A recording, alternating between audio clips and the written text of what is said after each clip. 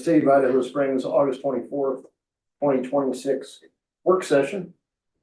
We've got 4 items on our agenda. And first up, we've got I-70 Floyd Hill project update. Kurt, welcome. Thank you, Mayor. I have some slides to present, and I also have some guests here with me as well. So I have Matt Hogan from Kramer, and then I have Maddie from our communications team at CDOT. And so let me see if I can present these here. Okay.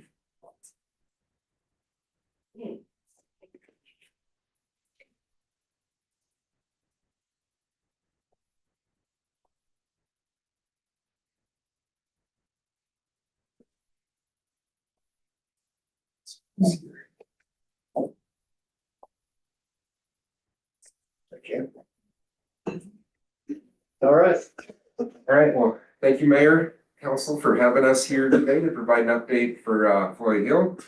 Got a lot of good, exciting accomplishments recently that we want to share, and then we got a lot of upcoming work as well to continue on the project. So I know I've seen a lot of these before. I do see some new faces here, so you could probably give this first part of the presentation, but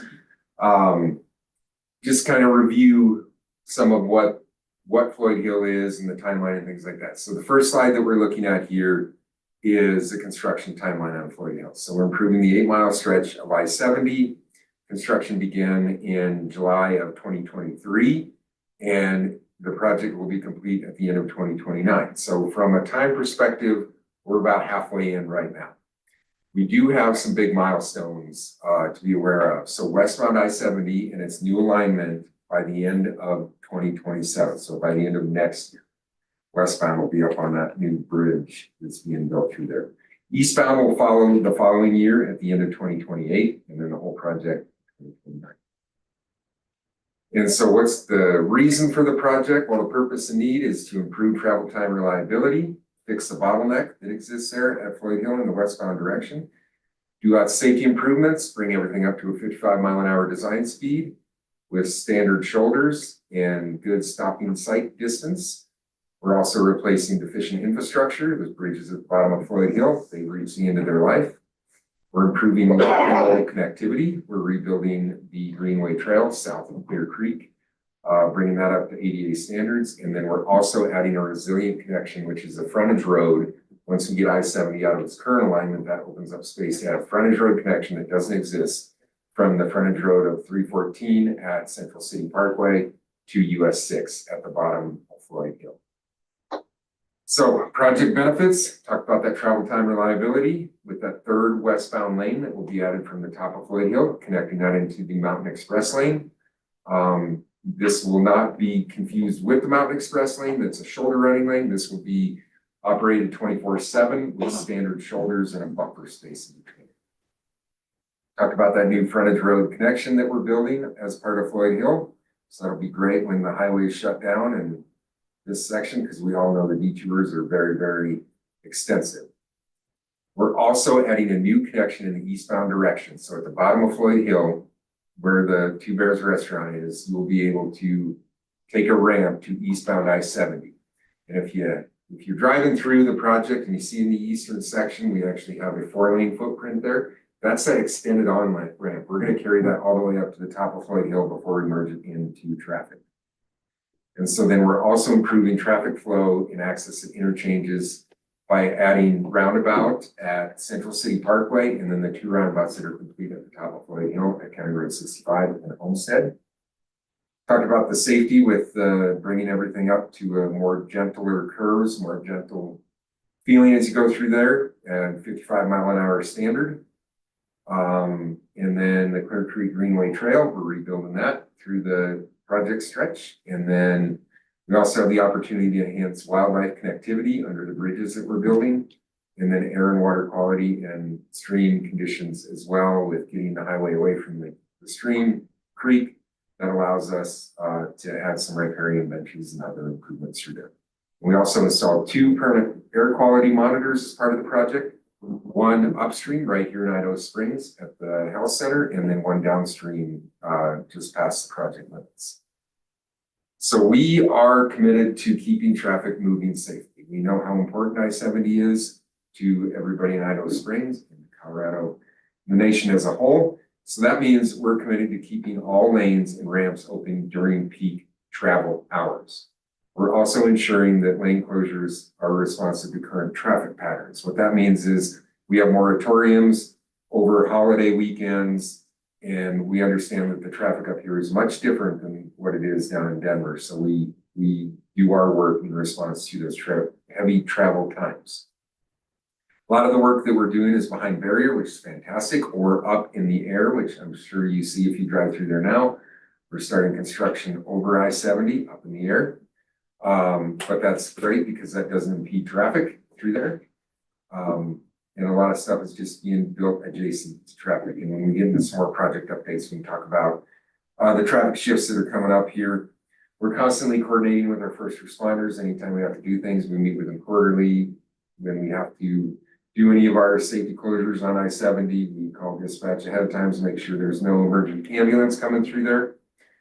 We are including emergency pull-offs through our narrowed stretch through there for anybody having car trouble through there. And then we're also promoting the use of transit and carpool options to reduce single occupancy vehicles through. So what to expect from general traffic impacts? Well, if you drive through here overnight, you can expect single and double lane closures and ramp closures for construction. We do have some daytime ramp closures during those off-peak hours. Narrower lane and shoulder widths through here, 45-mile-an-hour speed limits so people can safely navigate through the work zone. Also trucks entering and exit the work zone if you drive through here. And Matt will really highlight it, but we do have some full overnight closures coming up in the next couple of months on I-70 to facilitate. One thing that I really do want to highlight, which is a fantastic update to be given, we know how disruptive the rock blasting traffic holds are to I-70, because those are the 20-minute holds that are done during the day between 9 and 3 p.m. During the weekdays. Those are substantially complete. So we've reached some major milestones. The excavation on the project and the rock blasting is substantial. We'll have some one-offs, maybe one later this year and some next year, but the very consistent once, twice a day or several times a week has ended. And with that, I will turn it over to Matt to talk about upcoming construction activities. Yeah, so as Kurt mentioned, my name's Matt Hogan with the contractor for North America. I get to talk about the fun stuff. He does the design. I get to talk about the fun stuff. But we are substantially complete with the east section of the project. So that I-70 County Road, 65 to the middle of Floyd Hill. Anybody driving in from the east, you see all that nice new pavement until you get about halfway down the road. And that was on purpose because that's where we had to move traffic away to make room for the package for. So that east section is substantially complete. Actually, not even substantially, it is complete now. The US 6 to Hidden Valley section. So this is really where the bridge construction is really taking place. We are absolutely continuing all that bridge construction through that area. As you can tell, we've got the segmental bridge that is up and going now. Got both sides of the balance cantilever up. And so that is working well. We have constructed 3 temporary bridges now across the creek, and that's all to help us keep access without having to use I-70. So again, minimizing that construction and impacts with traveling public as much as we possibly can. And then you're starting to see those bridges that come up. We actually have our first deck pour on the second deck pour on the westbound I-70 viaducts now, September 15th. So the first 3 spans receiving girders in the air will be pouring a deck here in the middle of next month. The big change there in that section that's going to happen is around September 23rd. We are going to move traffic in the westbound direction towards the maintenance facility. So if you saw the rock cuts that we were doing there, we're actually paving it today, getting that area ready. So here in the middle of late September, we are going to move westbound I-70 into what is actually the future US 6 alignment to create space where we can land all the bridges in the middle of I-70. So we're making a traffic shift and move that will maintain the 2 lanes. That'll just be something that happens overnight. And one day you'll drive one direction and the next day you'll be about 50 feet further to the north when you drive by. It should ride really nice. The nice part about it is brand new pavement, no potholes. So we're not fighting the pothole issues when we do that. As we continue west, the other part that you'll notice is that we did complete the bridge over Clear Creek on the west side of the project. After the rock cuts are done, we've now got all that paving done there as well. So starting September 9, we can start moving traffic over the new bridge. First, it will just be the westbound on-ramp that goes onto the new bridge. And then that will be followed about 2 weeks later with all of westbound I-70 being driven onto the new bridge. Once we get westbound moved up there, we actually need to move eastbound as well. So that'll happen by middle of October, where we'll actually take eastbound and put it up really close to where westbound is today, so that we can demo the existing eastbound bridge, really start to build the new alignment of eastbound over the next year. So Kurt mentioned that we'll have some blasting. We're actually going to blow up the bridge. So we're going to stop traffic while we blow up the bridge for just a short period of time, but that'll be the fastest and simplest way to drop that bridge for us as we continue. The other things that are happening, and you'll start to see it much more prominently here soon, is the noise wall construction. So we did start some excavation. Utilities have been relocated there, and that'll continue to go forward. So as you all hopefully know, this is a rendering of what that noise wall will look like. Lots of coordination with the stakeholders during design, and then throughout the continued public information, kind of notifying people of when things are happening. The big thing there then is also, we mentioned the segmental bridge. So it's amazing how fast things change. This picture is probably 2 weeks old. And now that form traveler has actually moved 12 feet to the left, and there's another one on the right side of this picture. So things are changing rapidly now. Every time we take a picture, we do a presentation, they're outdated, which is good news for us at this point. It means we're actually making progress. But as hopefully you've learned through some of the social media that's been out there, and media or kind of public information, is this is the areas where we have the longest spans of the bridge. And so we have used cast in place, balance cantilever, segmental construction, in whatever order you want to say that. But we're essentially making it in segments and cantilevering out in the middle. So we do one on each side, keeping it mostly balanced until it can connect to the one across from it. These are 350-foot long spans, and it will just become this very big T that we're going to make over the next couple of months, and then we'll do it at a few different pier locations as well. That has been the reason for some of the overnight closures that you've been experiencing in the westbound direction here up and through last night to get all that formwork picked up over and set there. Once it's up there, though, we're going to work for the next 3 months without really impacting traffic in that area. We will have some additional night closures, though. We have 2 pairs of these forms. So we have the pair that's half working right now. We're actually going to start putting together a second pair of these forms that'll go on the next column to the west from the one that the things are on now. We will have a series of eastbound closures to similarly to get the big heavy formwork up in the air safely once it's done there. I expect that to be kind of mid to late October when we'll have the next round of closures and all of that material. We have some stuff that just got put on a boat from China, needs to get across the Pacific Ocean, and then we can put it together and get it up in the air. But a little bit of logistics timing to get the strength of the materials that we need over here. So with that, we do have a small video. I'm going to let Kurt figure out how to play that because I don't know how. There is sound to it, but it might not play here. So I'll let Matt narrate it. Yeah, so this is the visual picture. So what you're going to see here are the 2 bridge piers that span I-70. And you'll see on the right-hand side, call that Pier 16, where we start to build that out in segments, build the next pier table. And again, we have that second pair where they end up reaching out to the middle of the segment. And then we have about 10-foot wide closure pour that we'll do to tie those things together. So it is literally constructed over live traffic and is done to help us, again, maintain mobility for the project, minimize the number of closures that we need, really keeping them down to those nights that are needed. And then, of course, we do have the impact to the trail. So each summer that we've been working, we've had the impact to the trail.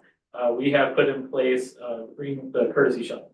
So from Memorial Day to Labor Day, we run this shuttle from 8 a.m. to 6 p.m. to help cyclists get through the project border. And actually, we took this picture on a tour just not that long ago. It's kind of happenstance. This guy looked lost. We called him aside. I was like, "We have this for you." And he was very thankful to just hop in the bike there on the back of that and kind of head across the project. So We've had about 200 riders this summer so far, so decent ridership use this year, so continuing to allow people to access Idaho Springs and use that other means of getting to the city. With that, I'll turn it to Maddie. Thank you. I'm Maddie Garbolitis. I rather recently joined the Floyd Hill Communications team. I work with CDOT and have a few communication tools and kind of outreach updates and methods to share with everyone today. So as you can see from this list, there are quite a few tools in the Floyd Hill Communication Toolbox. Notably, I'll mention text alerts. Recently, we did reach a pretty significant milestone of over 20,000 text subscribers, which is significantly more than we've ever had on a project. So really exciting to see that level of interest in receiving those updates and that information. And then I also will call out events. This weekend, actually, we will be joining C3 Fest here in Idaho Springs. And so the Floyd Hill team will be tabling, sharing project information with folks. We also will be bringing a plow truck, engaging with community and answering questions that way. Another event we have maybe to mention here is last month was the Floyd Hill Dash. And so that was a really successful event. There were around 75 participants, 9 generous corporate sponsors, in which we were able to raise over $8,000 for Clear Creek County advocates. So just to give a kind of high level overview of what some of that engagement has looked like. Awesome, and then a few kind of fun specifics to highlight, starting off with the Floyd Hill Traveling Art Show.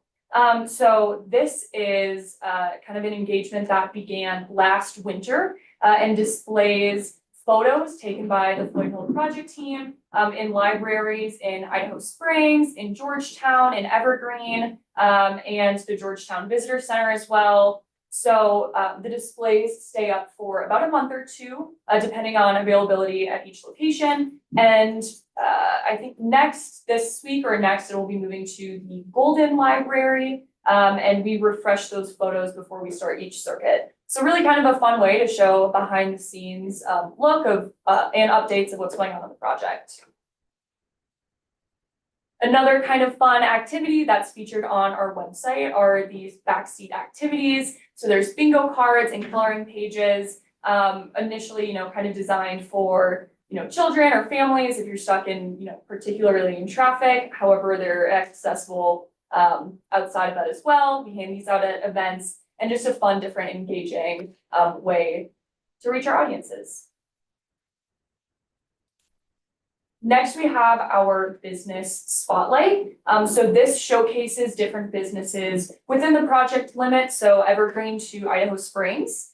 And what it is an inclusion in both our internal newsletters that go out bi-monthly and then external quarterly newsletters. So reaching pretty significant amount of subscribers through both of those channels.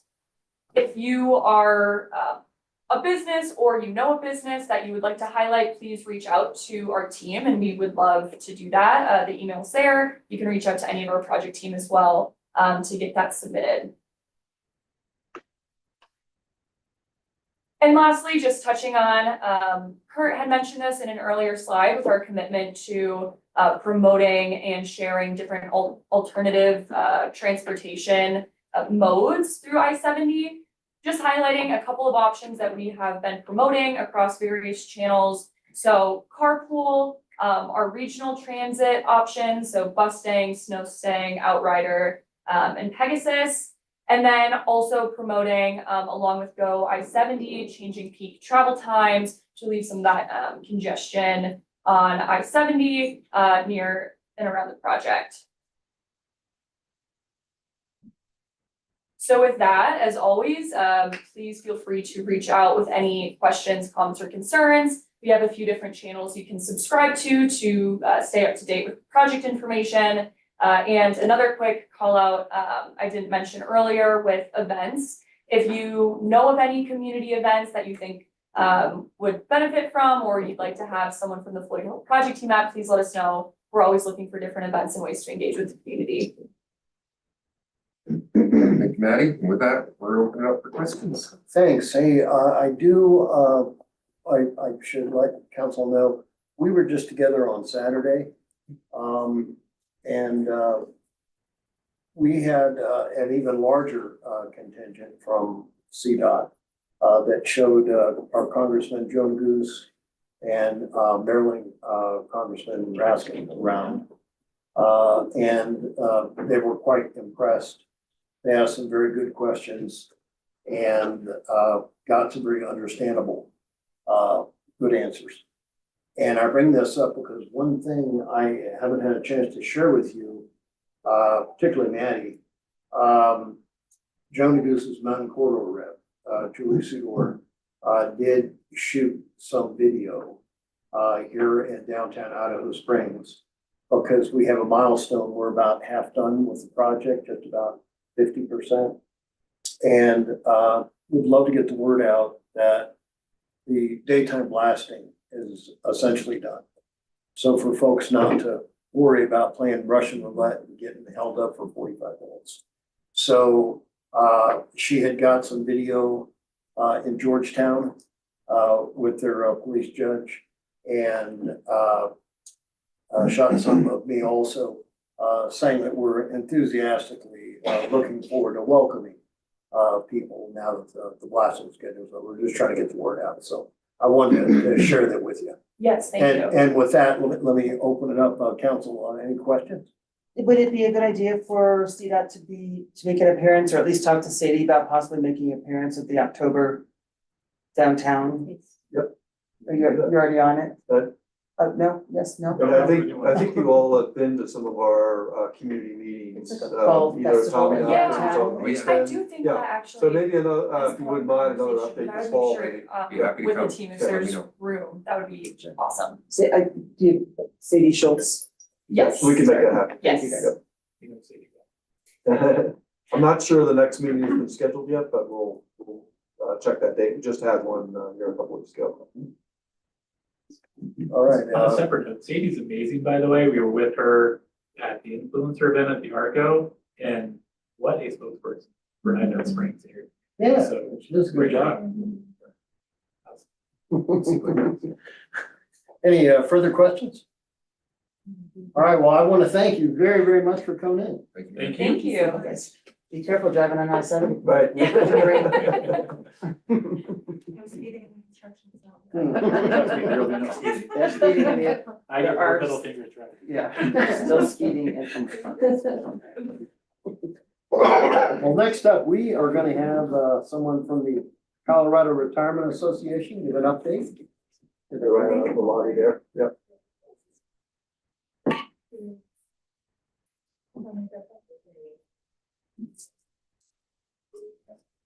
Welcome. Hi, welcome. You get to sit at the head of the table here. Yeah, it's good to have you. Right outside. Sorry the weather couldn't be better, but. Well, thank Now. You do have a presentation if you guys really want visuals. Is it? Needs some help connecting, Well.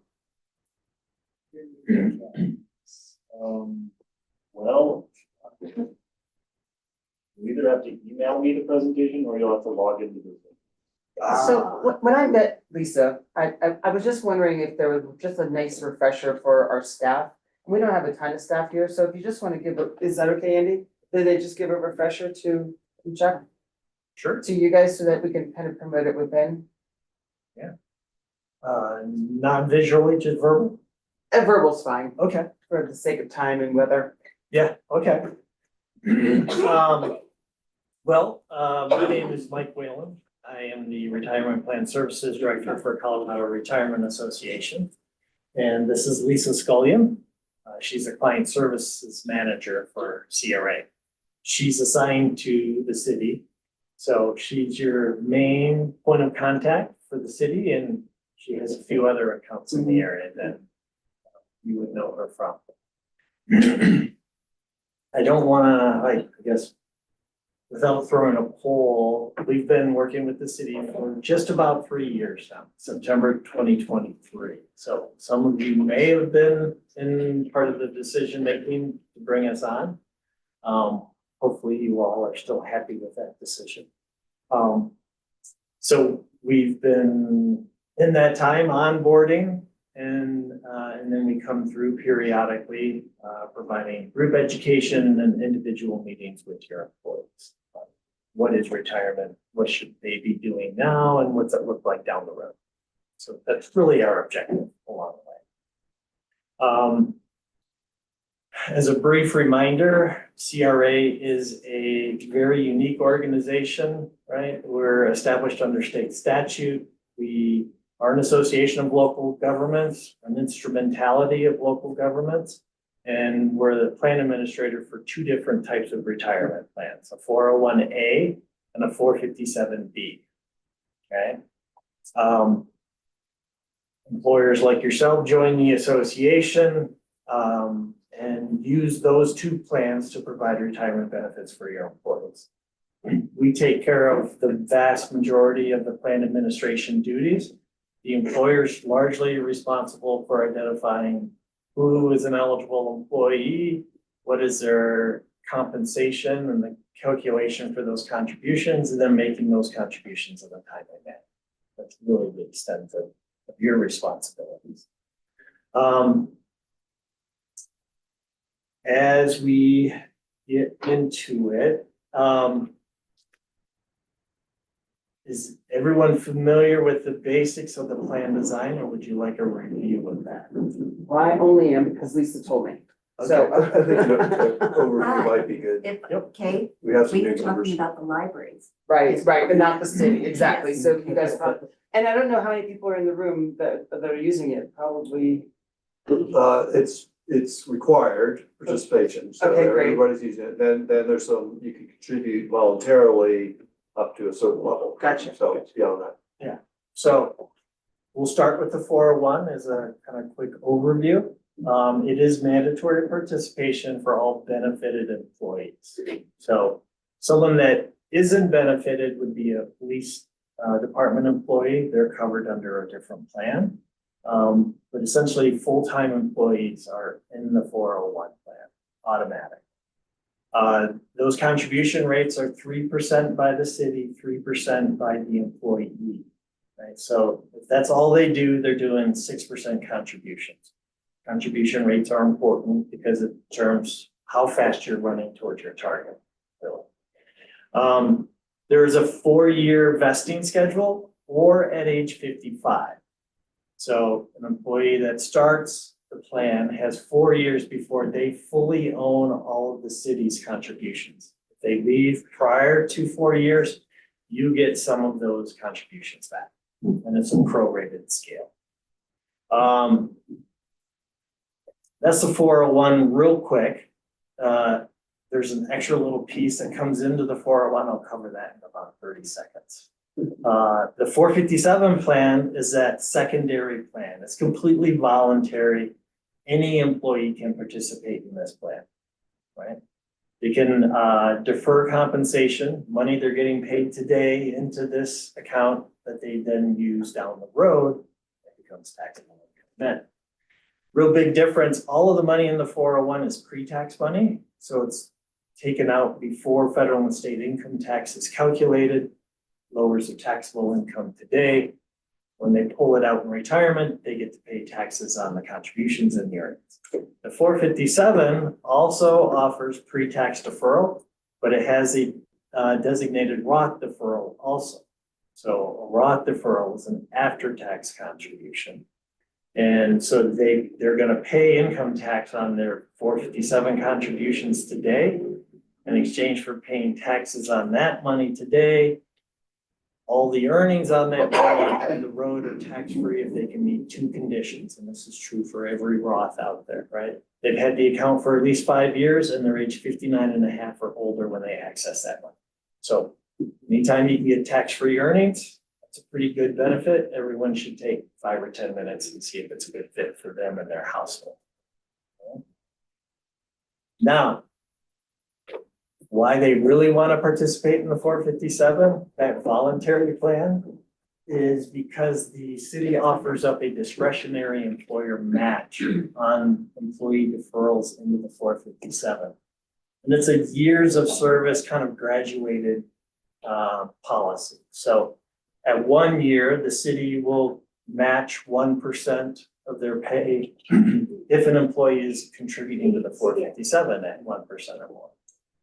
At 3 years of employment, that discretionary match goes up to 3%. Then 5 years it goes to 5%. At 7 years and beyond, there's a 7% discretionary match available. So if someone really wants to maximize their benefits, Lisa generally encourages them to do that, pick up the pace towards that target, right? We're looking at 10 and 10 contributions total, city and employees. So that's 20% contribution rates available for them to incentivize to participate. A 20% contribution rate is significant. It makes a big difference on how quickly they accumulate assets in preparation for retirement. So it's a huge benefit. I think you all should be really proud of that. I mean, we certainly promote it. And I think the numbers show that it's working. We can get into lots of other data. Just kind of gauging the room to see how much information you guys really want. We're finance people, we deal in numbers. Yeah. Well, one thing that's really improved is our employee participation rate. Is really low with the last fund. So it has picked up quite a bit on your watch.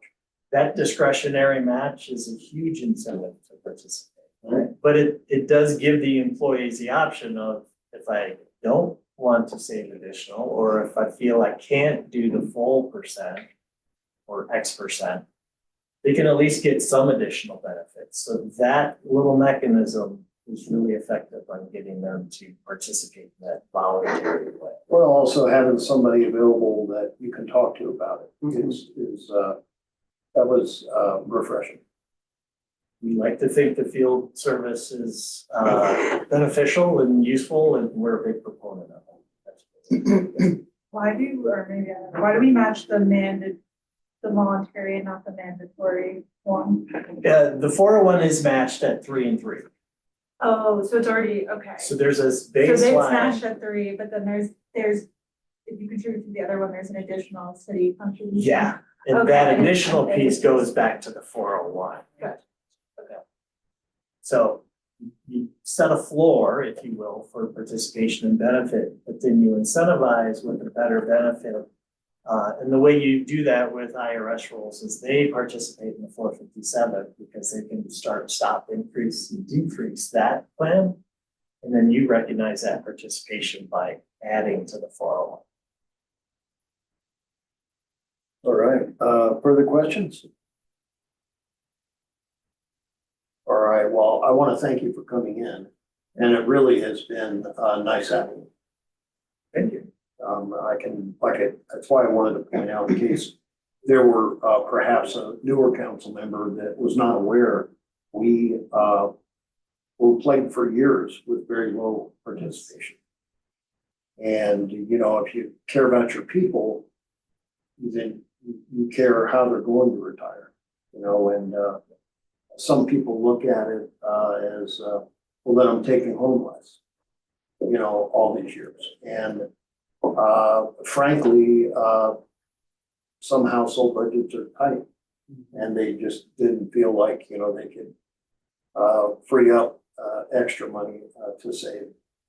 You know, so anyways, it's good to have that view and somebody to answer questions as far as that goes. So do you think that, is it a benefit because we can't pay as high as we want to pay? Is this like an added benefit to the employee, do you think? Yeah, but you know what, I bet you there's kind of another angle to that.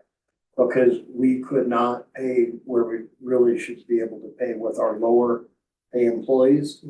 Those are the ones that really disproportionately say, can't afford I it. gotta have everything, I'm barely Yeah. making out. Yeah, And can you enroll for the 457 at any time? Yeah, it's not an open enrollment issue, so anytime during the year, they can increase, decrease, start, stop. And one of the things, if I may, that I love about my job, and that's so unique to CRA is that I'll come out and do a presentation and then meet with people afterwards. And as you said, you know, the lower, people that lower pay, that they can't contribute, they're doing all they can, and then they meet with me and being able to help them and guide and counsel them and, oh, I can contribute $25 and the ability to work with them from the CRA will work with them from the day they start all the way through retirement, all the different phases in their life, the different, you know, career, whether it's new career, late career, or early career, and all the things that we do that you am aware of with us. one of the things that I like about it, and I think that, you know, as a very young investor a long, long time ago, you always thought you had to put in like this maximum amount of money. John Hickenlooper was the first 401k I ever received at his restaurant. And we all just assumed that was gonna be like all our money, you know, but when we learned that, you know, I could put in $100 a month and that will, you know, kind of snowball. I think that's where the people don't realize that, you know, especially young people, they don't realize, hey, $25 a paycheck is only $100 a month, but if you're doing this in your twenties, you can build on that later. So I love that message. I hope that we can get that out to some of our other employees. And showing the projections, showing what that looks like in meeting with couples, you know, spouses, Mhm. and doing full consultations. So there's a lot of things that we will provide just to help people get to where they need to go to reach their goals. All right, Thank you guys for coming up. well, thank you both very much, for coming up and, safe travels. Thank you. Mayor, I might add that Lisa will be coming to our annual open enrollment for Oh, employees yeah, for that's for good. benefits. Okay, That'll good. be Okay. later this fall. So that's something we do each year, just Yeah. to refresh everyone there on the benefits related to retirement. All right, well, we look forward to No, seeing I you. don't have one here, but someone may to go off on that thought. Next up, historic sites and facilities, board updates. Phyllis, welcome.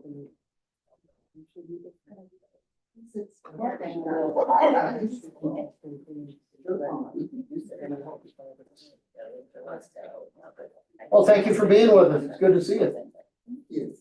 It's good to be here.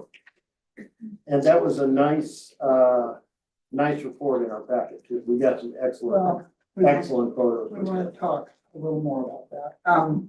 But first of all, I'm happy to say the entire board is here tonight.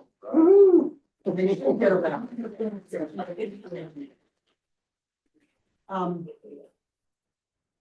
There's no requirement in the ordinance that created it. Well, it talks about all these things we're supposed to do. There's no requirement that we do an update. But as right now, there are a few things pretty high on our minds. We decided we'd make an update. And maybe this probably should become an annual. But I don't. So the first thing is the train.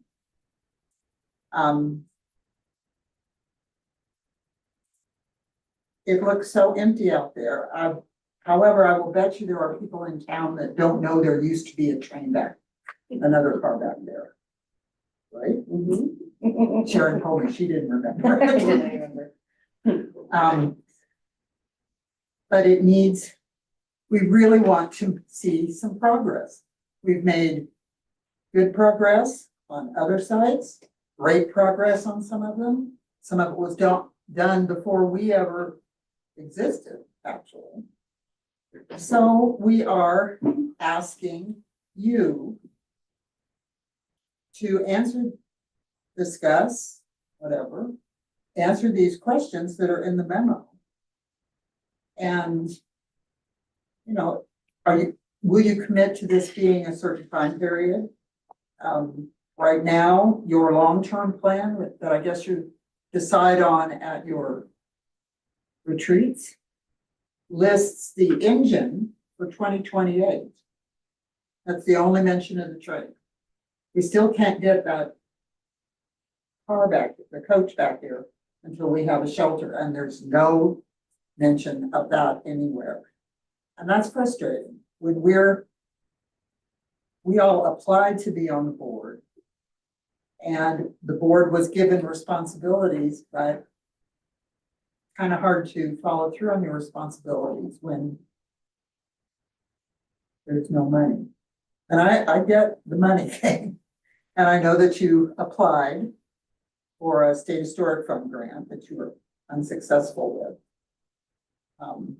But they're not the only grant source out there, so I would hope that there would be some investigation into finding other sources. So, I wasn't, when we wrote this, we weren't looking or expecting answers tonight, but I hope that it won't be allowed to slip through the cracks yet again. So maybe out of future work session, you all can talk about how you would prioritize these things. And then because staff seems to have, or at least Dylan does, and he's the one we work with. And we really appreciate that, him, by the way. He seems to have enough on his plate. If council can come up with these answers and respond to our recommendations, we would be happy to prepare a draft plan to bring back to consider. So I guess that's about all there is to say about the train, but it's so sad out there. And we'd like to get it looking like a real train again. The second thing is Central Hose House. You notice that these pictures came on a memo from Ed Sigward. Yeah. Bless his little heart. I think he was, I know he's sitting right behind me. I believe he was checking out some other things and just decided to go nose around inside the building. And if he hadn't done that, we would not have known. And we would have known about the front door. That's been obvious, I gather, for some time. Mm-hmm. And the fear that it cannot be closed securely, I'm told, is why it hasn't been open. So we have this lovely little red and white building sitting down there and nobody can see in it. But he went a little further and found a lot of other water-related damage. Yes, he did. So it became quite a much bigger project, a much bigger problem potentially. I think part of it is drainage around the building, but I do know there's problems with the roof as well, so it's probably a little bit of both. You know? But to that end, we have asked for an amendment to be approved to the preservation plan. And since you had to vote to approve the plan, do you need to vote to approve the amendment? And if so, can you amend your agenda and get it in quick tonight? Mr. Mayor? No, but I do promise you that we will speak to this soon, not in, 3 or 4 months. You will speak to the amendment, Yes. because technically we're not supposed to do anything without the amendment, but that's going to be okay. Then you may, did you get the pictures of the plants growing out of the wall? Yeah. That's we could just make that a greenhouse and call it good, I suppose. But the interior plaster, which it could never get dry. Apparently there were efforts made with fans and I remember that. dehumidifiers and I don't know what all. That's on the schedule to be done this year. But I think, and again, I'm speaking for myself, not speaking for those other 4 that are behind me, but I don't think they would agree or disagree rather. I think you need somebody professional in here to look at that and get recommendations on the best way to fix it. The building is made from the old local brick that even I could probably squeeze a whole block and turn it into powder. So that just wicks up the moisture even better, more effectively. Plus, the building is 2 wide thick. So they did the outside brick. And it looks really good. But the inside brick. Something needs to be done. So, I'm not, at this point, I'm not real clear, and I know Ed isn't necessarily either, and again, I'm speaking for him when he's behind me, but he comes to our board meetings and we meet quarterly. And please don't change that because that's a good thing. He comes and there are things to be done. Well, does it have to come back through you? I think sometimes Ed's not sure on when to bring it to us. It kind of leaves us in a bind. So are we in a position to just recommend that you get a, I don't know what kind of professional it would be. It wouldn't necessarily be an engineer, I wouldn't think. Hopefully not. Well, yes, hopefully not. The fellows, I want you to know, we are, very much in Ed's debt. Because, you know, I gotta tell you, I don't think any of us realized there was all of this moisture issues going on. I knew around the door. But until he provided those photos, we look at it, it is just, it's pervasive, just everywhere. And it seeps in from the drainage, comes in through the whatever, and then those wood pillars just like a, you know, like a sponge. But at the hose house, credit where credit's given, Dylan took those pictures. He tells me the day they had the historic window Oh, yeah. session, he was down there for that and happened to notice this little green stuff over his car. But that speaks to the problem we have down there. And so things that were on the schedule for last year didn't get done. And so I hope this doesn't roll over too much either, because eventually we'll get to the point where we've rolled so many projects over that there's no way we can get things done. Yeah, and I don't think council, especially when it comes to water damage, you know, you're just costing yourself a lot more money down the road. Well, any of this, even the little hose house, when we don't know what the use is gonna be. You know, it's gonna just get fuzzier and fuzzier with the moss or whatever that green stuff is that's growing there. It's going to only get worse. And Ed had the time this time to spend the extra time it took at Central Hose House. He may not always have that. His crew size unfortunately can fluctuate, and a limited crew can only do a limited number of things, yet this is all supposed to be important as well. So, I hope that council will take this seriously into consideration, particularly as you're just now going into your budget period. Yeah, the timing is very good. Yeah, well, you know, sometimes that works.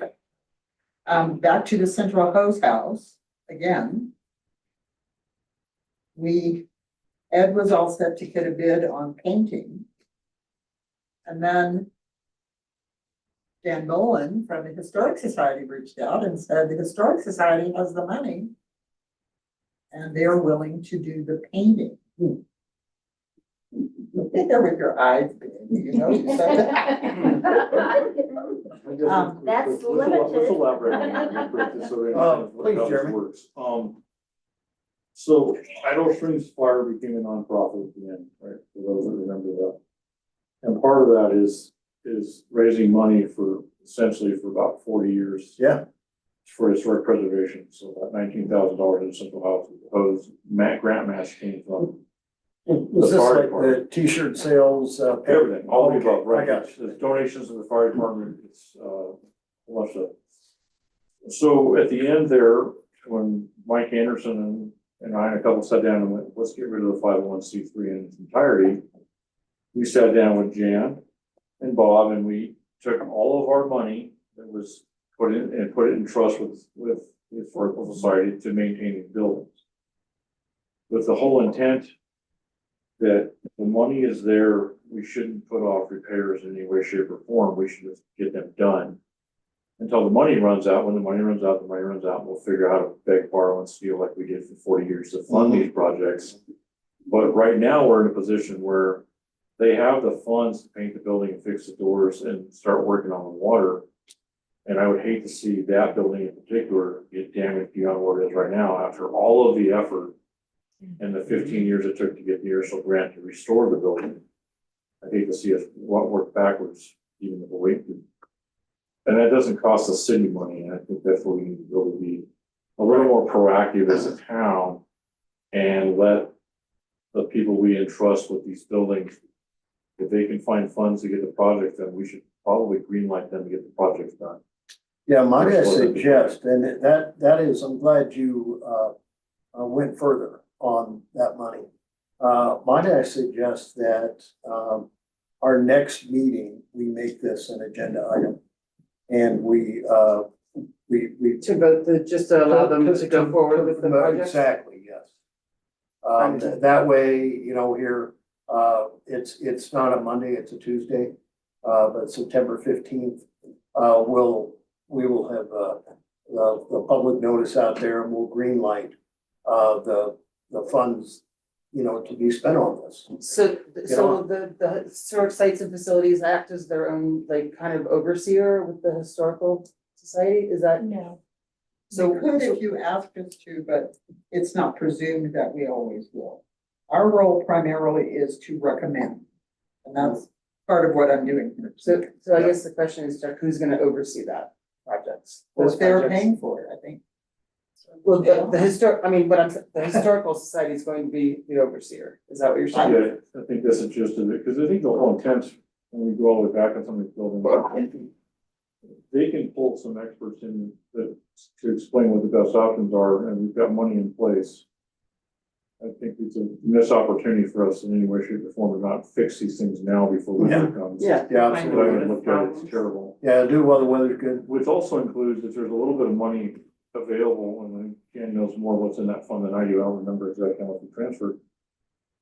6th Avenue, the host house is the same situation. We sooner we get that evaluated, figure out what they should put a set of real bricks on the inside of that. Replace the Idaho strength bricks that have been crumbling in the entirety of my adult life in that building. So it doesn't fall down. I think that's also something we should prioritize as part of this project, because we've got a window right now before winter hits. Yeah. To try to prevent further damage on both buildings and maybe make Central House ride the winter out a little better, because it looks terrible on the outside. But in my head, we painted it and restored it last week, and it's been pushing 20 years, but that's beside the point. So I think it's an opportunity for us to get ahead of this without taking money really out of the city budget. Yeah, to do it. yep, I know, I agree, it's a good point. Well, I'm glad you elaborated on that money. Very, very, important, puts a different spin on things. Before we had really taken a serious look at these pictures, and before we knew that the Historic Society had funds available or any of that, what we had said to Ed in our last board meeting was, we know it needs some work. Paint it up so it looks good for the street. Which was not the same as fixing, because we didn't know about funds. But he thought he had a sample bid for painting that looked affordable. So that was kind of where we left it with him. Then after I talked with Jan, I called Dylan, and he was going into a staff meeting that afternoon, and he said it made Ed very happy to know that he wasn't going to have to mess with that. But it's one thing to like fix that corner of the door, fix the doors so that they can be closed securely. It's another thing to go inside and start dealing with the big posts and the area at the back. So maybe when you have this on your next agenda and there's a motion to authorize the Historic Society, et cetera, maybe it should be limited. Cause I really don't think they have enough money to have a proper review of the interior problems. You can walk by and see what's wrong with the doors, but Well, with the repairs, we also find the cause and try to Yeah, and I appreciate in the report they were talking about, you drain. wouldn't wanna do this without addressing the drainage, you're just gonna have it happen again. Absolutely, so we just smack some paint on it and fix some things, but it's like, wait, but we still have well, a drainage issue. that, How again, because far- we didn't know what we. But my team, we're having to bring in engineers. That's kind of what, slap some paint on it so it looks better to the tourists walking by on the street. And then we found out we could do a whole lot more. But I don't think that there's gonna be enough, and again, I don't know how much money they have. Jan didn't even tell me where the money came from. She just said, well, we have some money, so I didn't press her on her source. Nor on the amount, but if, I really think I'm concerned when I see the bottom of those posts being eaten away with the moisture. And I don't know what it would take to fix it.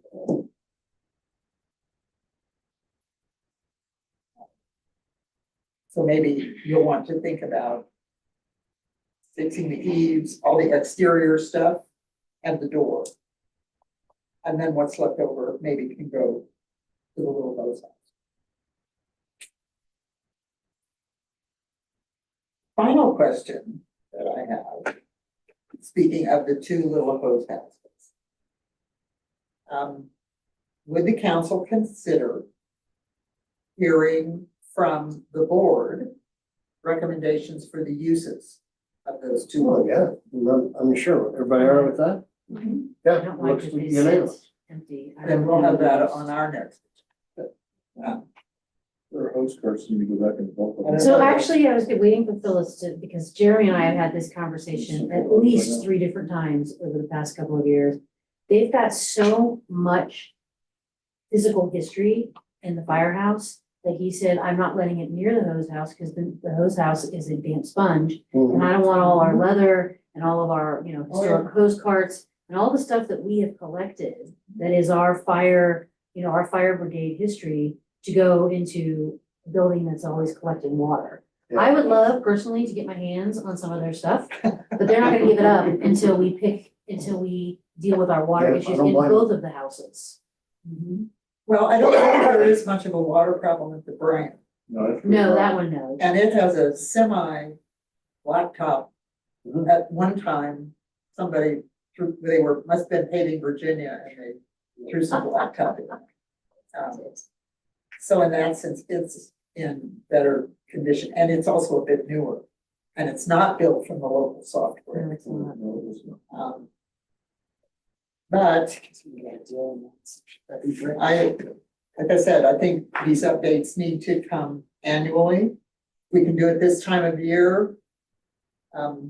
As you begin your budget process. Council, would you be amenable to hearing from our historic sites and facilities on an Yes, annual basis absolutely. prior to the annual budget? Yes. All right. Okay, All right. then we'll just plan to do this in August or maybe September. Yearly going forward.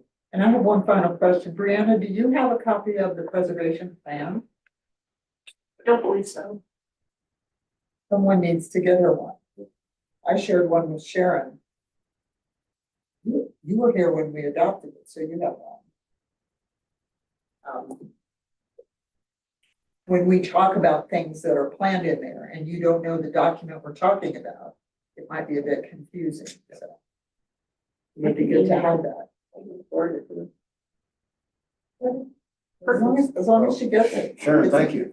It's a Appreciate it. PDF, so, and there will be an updated, once you decide that you'll approve that amendment, then, we'll just change that one page and on the front of it right now, it says adopted, whenever that was, and it will say amended 2026. Yeah. No, no other change. So if you have any other questions, Any further for Phyllis? Phyllis, thank you very Thank much, you. and the board. yeah. All aboard for being Really here. appreciate you coming in to see us tonight. Thank you. We're gonna, Plug my computer in bring this up guy. our, I'll plug it in. our last item, Erica from, the Regional Housing Authority. She's gonna give us an update, and it's good to have you.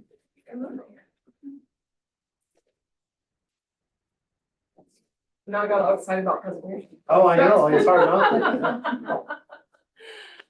Well, yeah, I don't have anything formal for you. I didn't send anything ahead of time because we just wanted to be a casual update, especially because hopefully you will know that we're gonna be back here, I guess that's next Monday, for the Affordable Housing Forum. And we're gonna have a bunch of speakers here, people that live in affordable housing, people from the Colorado Housing Finance Authority. Sally, who used to do housing for the county, is gonna be here, so people to answer questions, because after, I guess it was last month's meeting for the project at Old Carl Center, like, I think we need to make sure people are informed before another project comes up, so everyone has the facts and is ready to And, have those discussions. and Erica, I just wanted to add, a week ago, we met with Hickenlooper. And, the point was made when the question was asked, what could the federal government do that would really help? Economic strategies here in the small communities. And one thing that I thought you brought up very well was how meaningful it would be if we had someone here to work with. I think you know that. Well, I know, but I did, but that was amongst, but, because what it was is so much hinges on that in our county, as you know, you almost have to decide what to tear down before you build it. And if we could talk about affordable housing, childcare, trying to attract a business, and then the question is like, well, what are we gonna tear down our state with? So I do think that was one thing that our Senator Hickenlooper could help with. I'm glad you were there to express the need here. Because we need some help, and if you could get some free land without impacting the national forest, that would be ideal. Yeah, I mean, it's hard to think of what a good parcel would be, but I guess we should all be on the lookout. So we can always ask, because I mean, the county already purchased all the BLM land in the county back in, Kind of wasn't a great idea. well, The open space property, is that what you're talking about? yeah, I mean, it doesn't change anything for us as far as housing.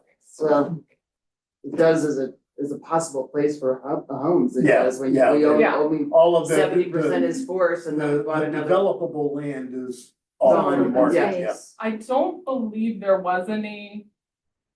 'Cause, I mean, this is the issue with housing in Cherokee County too, is that it has to be in our cities and towns. It can't be out in the county, we just don't have the infrastructure. I mean, like the county has the church property, Yes, they've studied that multiple times, to be like, yeah, this would be the perfect spot, but there's no water. You can't get water out there, and to get water out there would be so cost prohibitive that it's no longer, there's no way to make it affordable. Erica, let me How ask do we you. know if we have water going forward for another development anyway? I mean, to my knowledge, that could be a question in mayor and council. We've never done a study on our reservoir for Idaho Springs to tell how long. No, we have. Do we know how long we can go without any rainfall? Significant snowpack? Well, I will answer it this way. Raftellus did a 50-year study. And we're in a situation where there isn't a whole lot more we can develop. They had looked at the Hidden Valley area, for example. Right. They had looked at things that are underutilized, going to the highest and best use.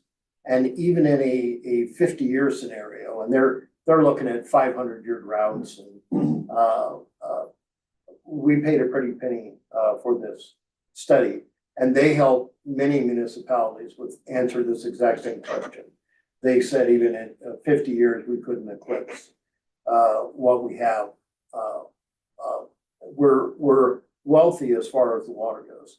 The thing the people that can be in jeopardy are our downstream Right. leaseholders, because our leases are constructed so that we cut them off Sure. if we need to take care of home. But, so how long can we go without significant snowpack? Well, I don't, yeah, I'd have to, it's a very exhaustive study.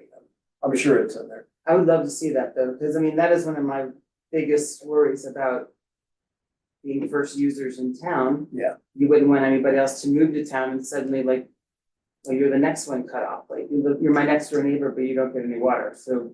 And Erica, I was just gonna ask a water availability question. I don't know if you know.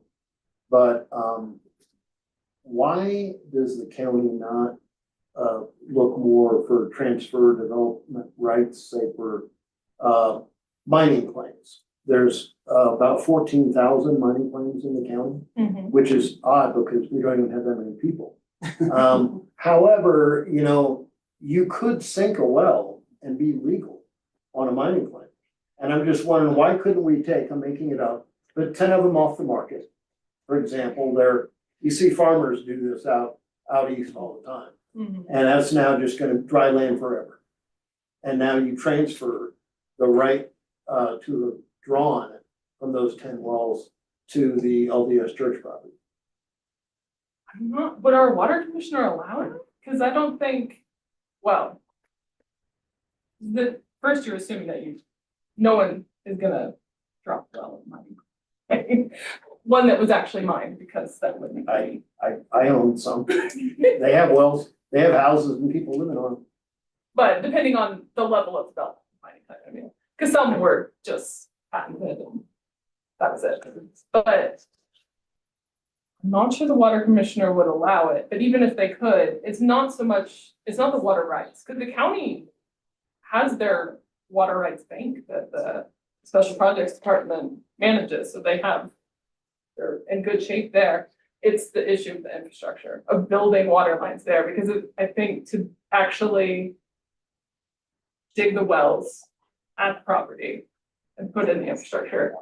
Because I think my understanding is there's already a concern that in Dumont, that they're gonna run out of water for the wells, because there's so many in that small area. I'm not an expert on that, but that is my understanding. You and I can talk offline. Yeah. Do you want to share about the like Lakeview Flats and then the Silver Plume Empire, Sure. Colleges nice thing? Yeah, so hopefully you already know that the Housing Authority was awarded $2.5 million from the Department of Housing for the Lakeview Flats townhomes development in Georgetown. So those are gonna be deed restricted houses that people can purchase up to 100% AMI per household. They're gonna be 1, 2, and 3 bedroom units. 37 units is the plan. And so they're already, if you go to Georgetown, they're already doing the dirt work, so that's going. We'll hopefully have our grant agreement signed with the state here in the next month or so, but we have to. So that's where that project's at. I mean, is there anything else you want to know? I know. But the Silver Plume Empire. Yeah, so you probably also know that the Proposition 123, there were the fast track incentive funds for all the communities to adopt the fast track process for approving housing developments. And Empire and Silver Plume also did that. Well, all of our jurisdictions did that. And as part of that, you got $50,000 or $45,000 if you were late to the table. That you could use for any sort of housing related study or project. So Idaho Springs, the county, Georgetown just kept their own. They're gonna do their own thing. Silver Plume and Empire, because they have so little staff capacity, or like, we don't even know what we would do. We don't have time for this. So the Housing Authority was able to step in. And so we could come up with a scope of work for them for a project for each community that we're going to manage. The county's going to take the money on our behalf because we're not allowed to, but we have agreements for that already, fortunately. So for Empire, we're doing a feasibility study for what it would look like either to purchase a mobile home park or to transfer ownership to the residents, what's gonna be the most financially feasible. We have the park in mind, but we're hoping to build out the project so that we can reuse that template for any mobile home park in the county. So yes, this one's gonna benefit Empire, but we want to use it everywhere. Eric, I'm glad to hear that because I know Empire is, an area where there actually is at least one park that I know of. Every single home is already separately metered. Which, you know, a lot of times they'll just have a master meter. Mhm. And, you know, it's anyone's guess who's using or has a big leak even, you know? But you solve a lot of problems when each home has a meter underneath it. Yeah, well, in all of our parks, they're already on municipal waters. That's already a big step, even if that is shared, Yeah, so. well, good, Yeah. good, I'm glad to hear that. And it's very timely because I just got a call on Friday that another mobile home park and Empire is gonna be sold, so. Residents are of course concerned, so we're helping them with that and hopefully we can figure out something to help them. And then, so for Silver Plume, we're looking at how can we activate vacant and underutilized properties? Obviously, that's probably less of a concern in Agatha's meetings, but much bigger in like Empire and Silver Plume, and I think Georgetown too, or probably all over the county, that we have properties, we have houses that are sitting empty. Maybe they were just passed down in the family and no one's really, or they come once a year and it's just not something that they're thinking about. So we're looking at finding 3 to 5 of those that we can come up with ideas about how we can incentivize the owners to sell them, to give them to us, whatever that might mean. And then to rehab the properties or to build a house there, get a modular house, whatever the options might be. So Erica, every year I watch the Colorado Mobile Home Park Act like a hawk for different upgrades, different amendments they make to it. And about 2 years ago, might have been 3, Colorado started freeing up funds. And last I heard, it was $60 million for one single year to assist in the park residents buying their own park. Because it was viewed as, these are some people, not to stereotype, but often they're some of the poorest amongst us and would be very unlikely to be able to get the investment money together to actually buy their park. So I was glad that the state took the step to actually help fund that. And then they also built in some protection so that if you are unsuccessful buying your own park, or you just can't get a consensus amongst the different homeowners in the park within the 120 days, that the only way they can scrape the park and have everybody gone is if they gave a 12-month notice, which nobody would ever want to see that, but developers are looking at all those tax and flat land and infrastructure, you know, kind of thing. So I can see how some developers are tempted, but at least there's additional protection. And then they had a double wide, single wide cash out too in there. So I'm saying we have made some headway. But for me, the most meaningful headway was the state offering up match money for the purchases. So I hope we can, as a community, I just hope now with you at the Housing Authority, we can tap into some of that dough and make it happen. Yeah, I mean, Dole's already given us so much money for housing. It's been great. I know, I was just putting together the numbers. I'm like, wow, we have like 3 or 4 different grants from them already, and we just applied for another one, but I mean, so Prop 123 money's there, so we might as well take advantage of it. And yeah, mobile home park protections. I mean, that's exactly why that owner or the resident was able to call, or their family member was able to call me and be like, hey, we just got this notice. Because they have to give them 120 days notice that they're gonna put it up for sale so that they can have time to look into buying it. So that's such a nice, I mean, it's a nice thing. Obviously, that's a huge undertaking, but we already have 2 parks in the county that are resident owned, so we're already, it can be done, we already know. I know Carl Carner's old park by the original animal shelter was purchased by the residents. So that, you know, it absolutely can be done. Yeah. And that was just like all volunteer effort.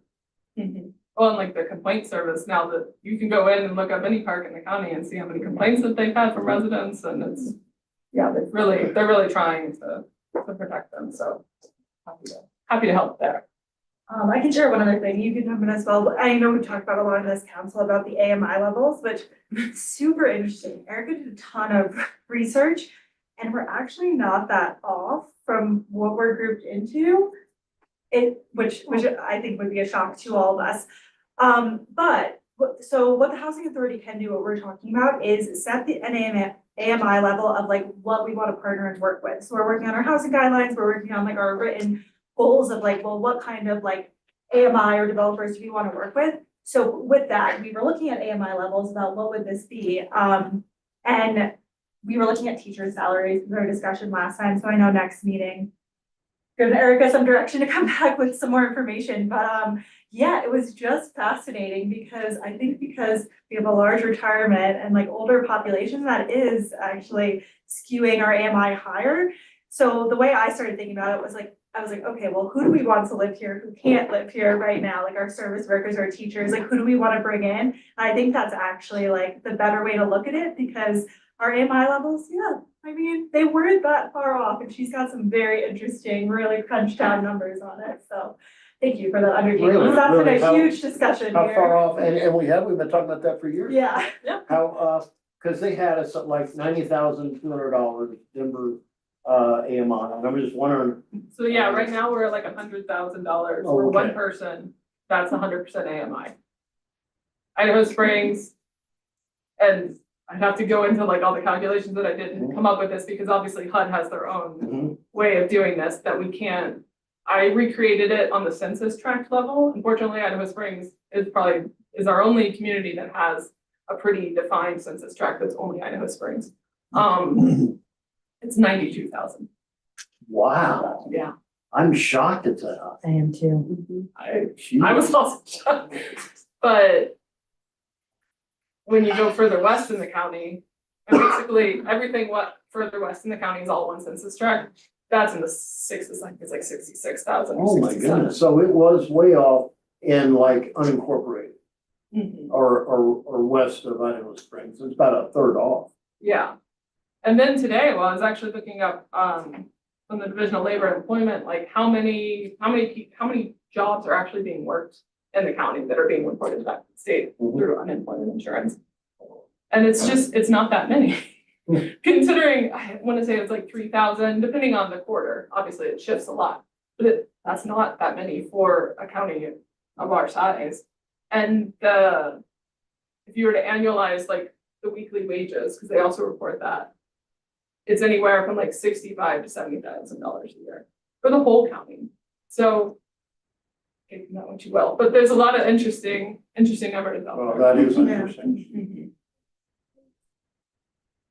I just want to say thank you. I like to hear that you're looking at different things for like Empire and Silver Plume, and also for the mobile home parks, because I know I've talked to a lot of mobile home residents who really would like to see different kind of movement than just living in a mobile home park, particularly if people want to sell them. But I like that you were looking to see who's willing to sell or donate or, do something different with the property that they're not doing anything with. Yeah, I mean, we're gonna have to get creative because we aren't like other housing authorities that has, I mean, yes, we have dedicated funding, but we don't have the kind of funding that other ones do. And we're probably not going to get that because that's just not where we're at as a county. So we have to look at how can we bring in outside money that's gonna benefit our community, that's gonna be right for everyone in the county, and that's, gonna be cost effective for us. And so we're gonna have to get creative because the things that they're doing down in Denver aren't gonna work for us. The things that they're doing in Summit County aren't gonna work for us because we don't have that kind of money. So fortunately, I mean, there are things, like speaking of mobile homes and converting those. The Chafee Housing Trust just purchased 2 mobile home parks, near Salida, and they're in the process. They're working with a modular builder, a new company that's employee owned, down in Walsenburg, I believe. And they've come up with basically modular units that are the same footprint as a mobile home, but that they can put on a foundation, that they can be, the permanent houses that people can purchase, they can subdivide, and Chaffey County is willing to work with them on making that a legal thing that they can do, which is obviously the other challenge. So those would be homes that people can purchase, and, you know, they've designed them with keeping in mind that, oh, they're gonna be close together, so we wanna put most of the windows on one side, so people can have their own yard. And that they're looking, you know, when they see the back of someone else's house, they're not looking into their windows, so things like that. So I'm grateful that other people are gonna try that out for us, and then we can see if that's something we wanna try here. I've seen it, looks good. All right, questions for Erica?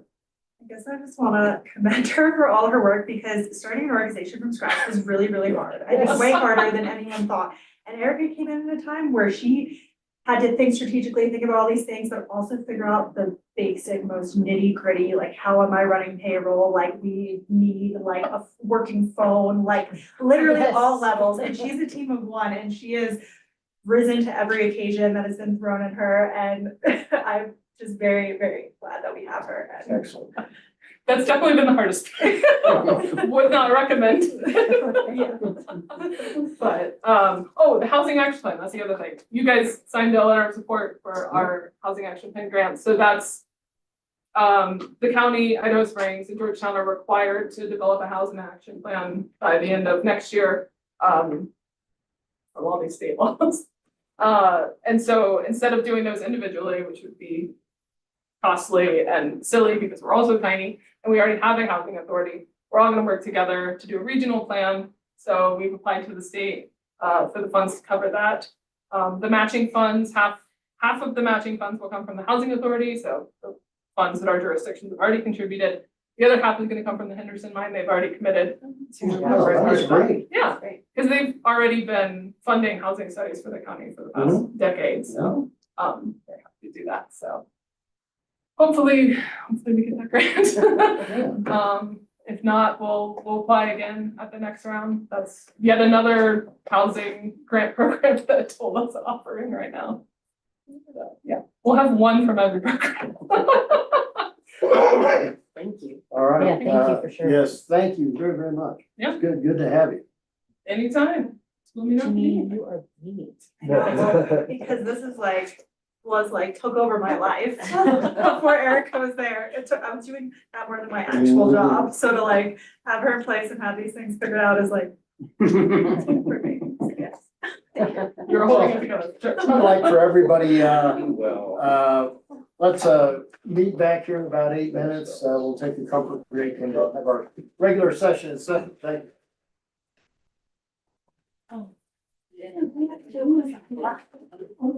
Hang in there, I suppose. Thank you, Scott. It says it's connected. I like that. Now. wish you look at the. Like central, honestly, I don't really look at the other. You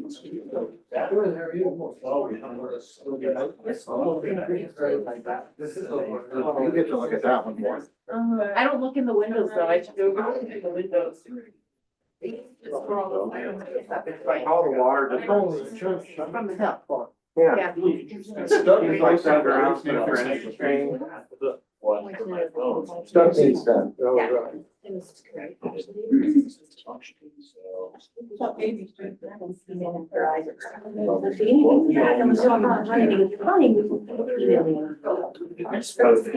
Is that not amazing?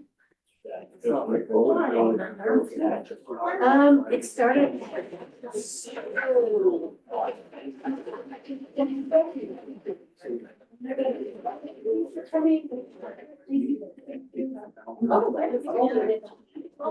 Pull up the agenda. It should be. It should be. So I have to say. Something about. It's been wonky.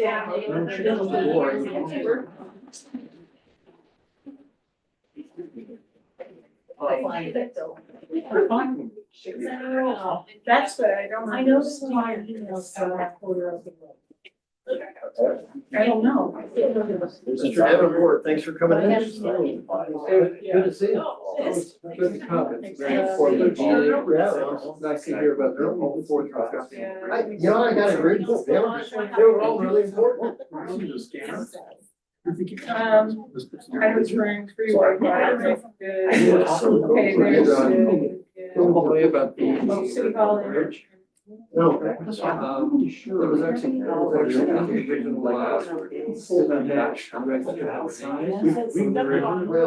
Really? When you take it off? It can be another site. And we were trying to. That's good to know. No, I didn't know that. Yeah, Bill was looking at all of that. Some, yeah, that's really good to know. And I like that they, I guess, and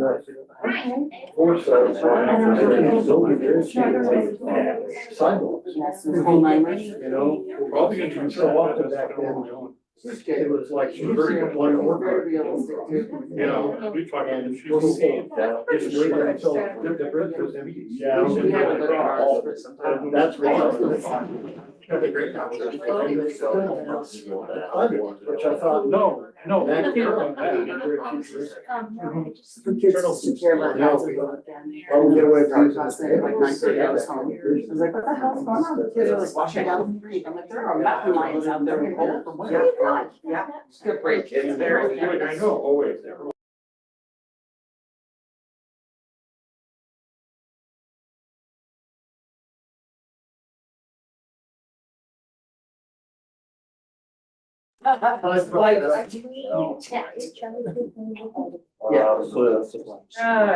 When's your last day for authority?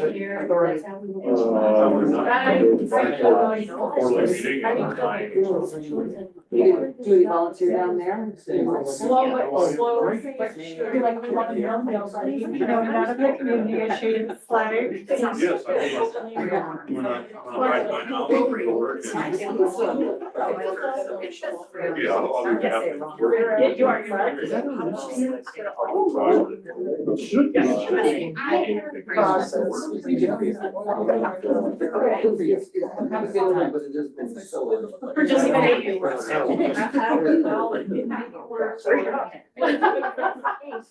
Wait, there's two there? Yeah, but it's weird. I never realized this. Oh, no, you're good. That's fine. Fine. What is happening? I didn't realize it's this. It's just, Jeez. it's a tiny little corridor. No,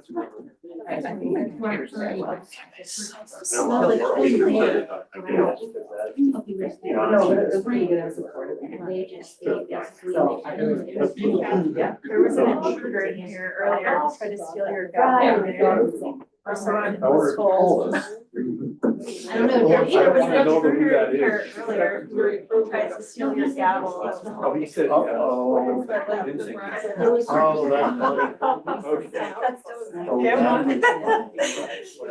They had to take the gavel away.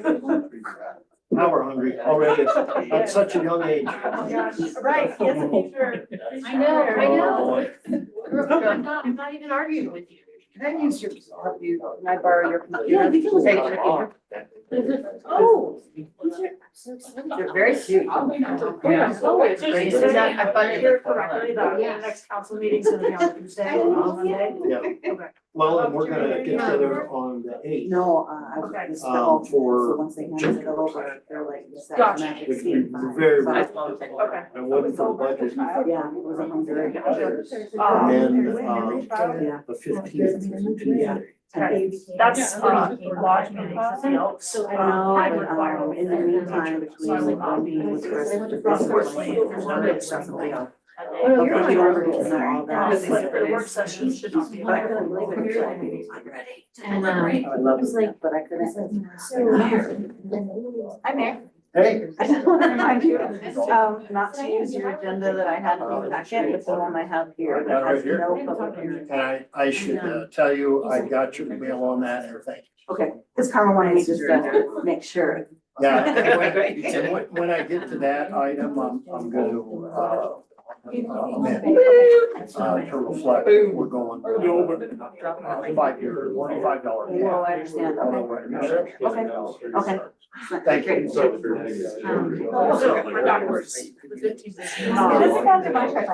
girly girl? Oh, all right. Work sessions. Should not. Okay. What should we get? City one? No, I saw, I tried some. They weren't effective in On that class. basis, that we might have to- No, it's manageable. I'm very pessimistic. I'm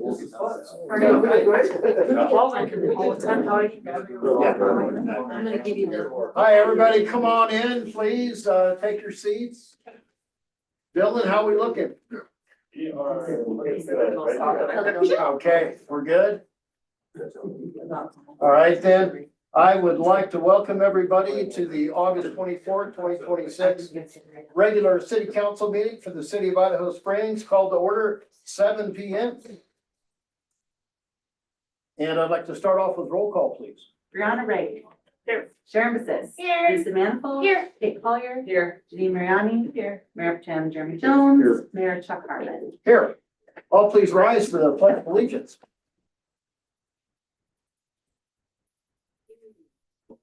I pledge allegiance to the flag of the United States of America and to the republic for which it stands, one nation, under God, indivisible, with liberty and justice for all. Thank you. Please be seated.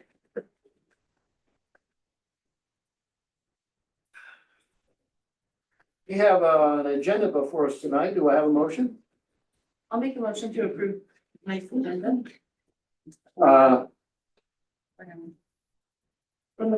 Agenda, motion to approve the agenda for August 24th, 2026. Thank you, Sharon. Do I have a second? I'll second. Oh, sorry, was that Lisa? That was Yeah. Lisa. Okay. And any discussion of the agenda? Hearing none, all those in favor, please raise your right hand and signify by saying aye. Aye. Any opposed? Lisa. Does anyone tonight feel they have a conflict of interest? Hearing none, we'll move on to the minutes. Do I have a motion? I move to approve the minutes of August 10th, 2026. Thank you, Kate. Do I have a second? I'll second. Brianna, second, thank you. And, any discussion of the minutes? Hearing none, all those in favor, please raise your right hand and signify by saying aye. Aye. Any opposed? We have bills before us tonight. Do I have a motion? Motion to approve the bills to August 24th, 2026. Thank you, Jeremy. Do I have a second? Oh, I'm sorry, Janine, I think I heard you first. All right. Thank you. And any questions on the bills? Yes. I just, it looks like there's a late fee on here for granite property Oh, services. that was a good catch. And, we actually discussed that today. Ed did not authorize that late fee.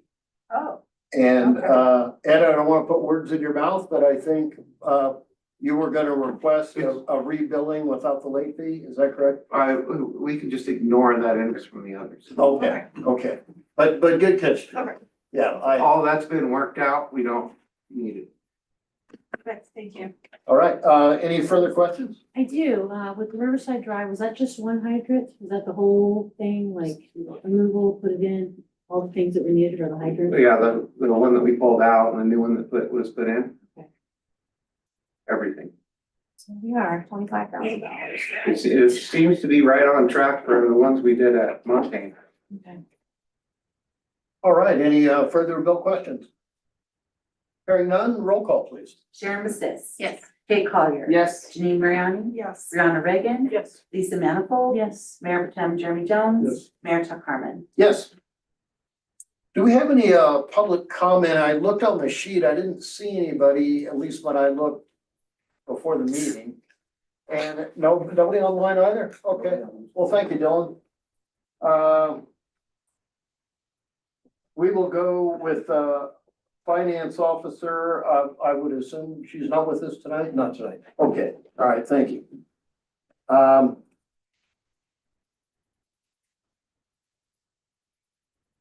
Then I would like to start off with resolutions and number 20. Do I have a motion? I'll move to approve resolution number 20, series 2026, a resolution approving an access and maintenance easement agreement between the city of Idaho Springs and the Mighty Argo Metropolitan District number 2 concerning gondola upper landing public improvements.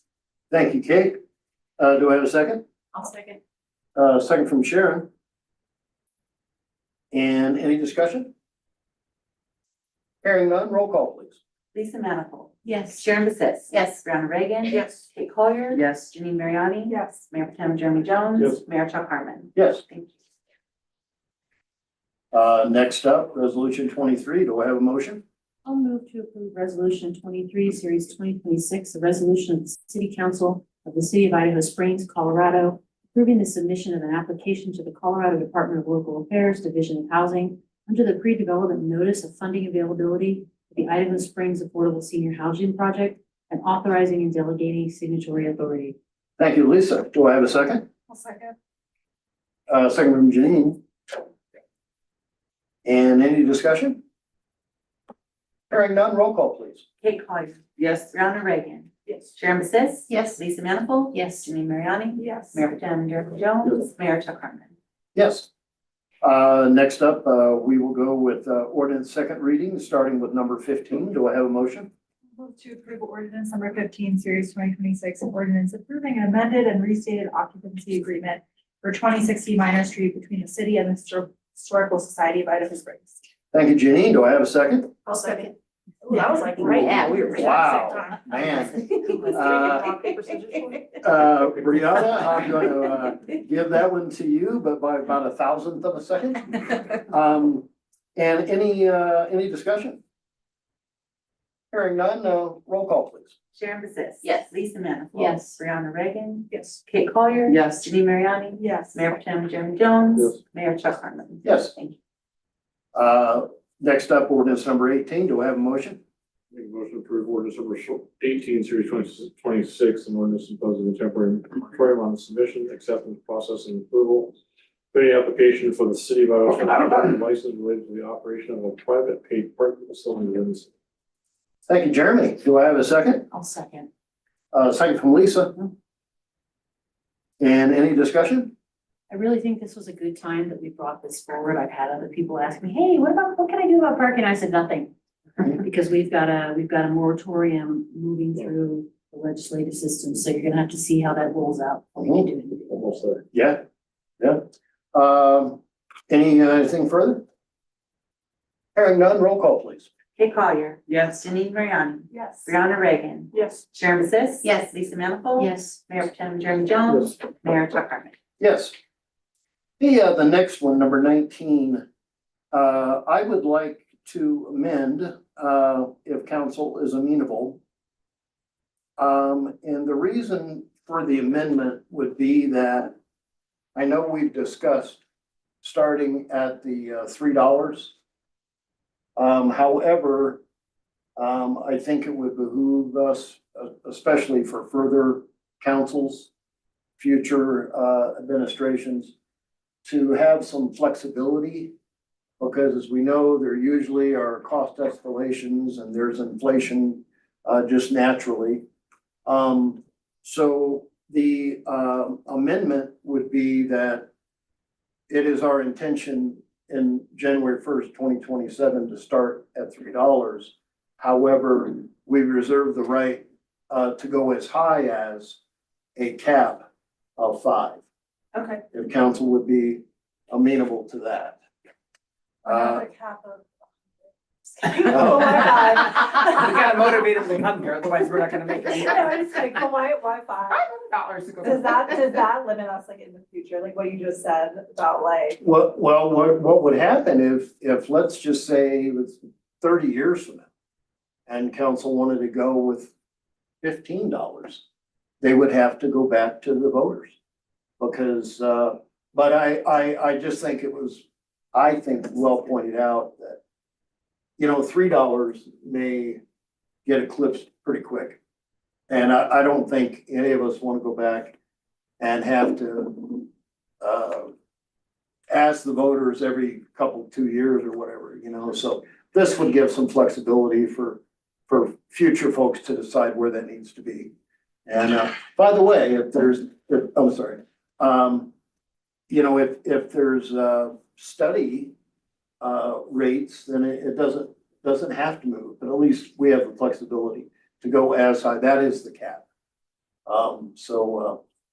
If council is amenable to that, with that, amended, ordinance number 19, series 2026, an ordinance referring a ballot issue to the city electors pursuant to Article X, Section 20 of the Colorado Constitution to establish a new occupational tax on the occupation of providing outdoor recreational experiences, dedicating all revenue from the new tax to address the impacts of those activities upon the city, and amending Chapter 8 of the Idaho Springs Municipal Code to implement the tax contingent upon voter approval.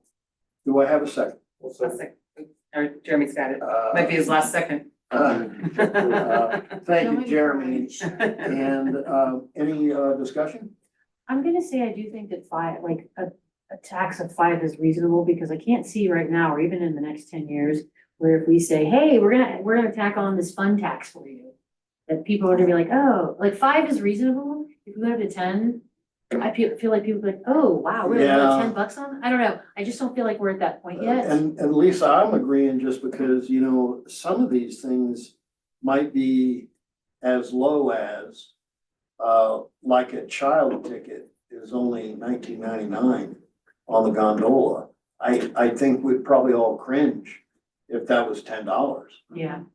So, But I'm anyways, like Janine, I'd like 100. I would like. My thinking was just like, oh, like, why have to like go back and like redo it, like put just a high arbitrary number we know we never get to. And we can get ourselves, I don't know, that was my thinking. Janine, you know, one thing that I think, we shouldn't be lost on us is if voters approve. And the number's gonna be on Then it's established. And they recognize that we do have impacts from this with our fire, our police, maintaining, various trails and things that we do have expenses. And Yes, we do. This is a way, for, those costs to be deferred. And I would just suggest that once this is established, that, future councils and future voters will probably appreciate it, make it reasonable, in the case of escalating costs or, dramatically higher inflation.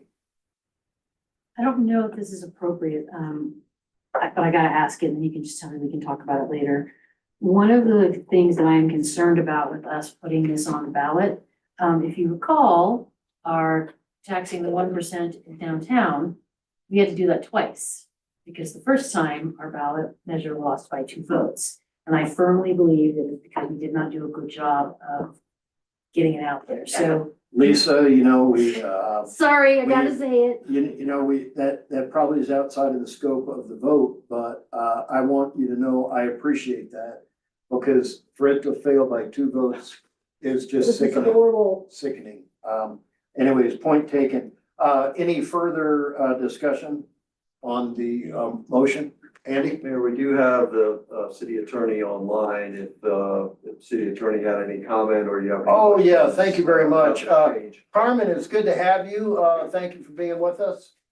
And, just wanted to check in and see if you had anything further to add to this, motion? No, sir. I think you and the rest of council have summarized it well. And Mayor's proposed amendment, which we discussed earlier today, the possibility of it, would set the 2027 tax at 3, and that's established in code. But then again, with the amendment, if you vote and approve that, that would authorize the tax, if the voters approve, and this would be in the ballot question, to move up to $5 by future ordinance of the council. Now, to be clear, that would be obviously, because it would be by ordinance, any subsequent amendment of the tax rate, that would be by ordinance, 2 readings, a very public process.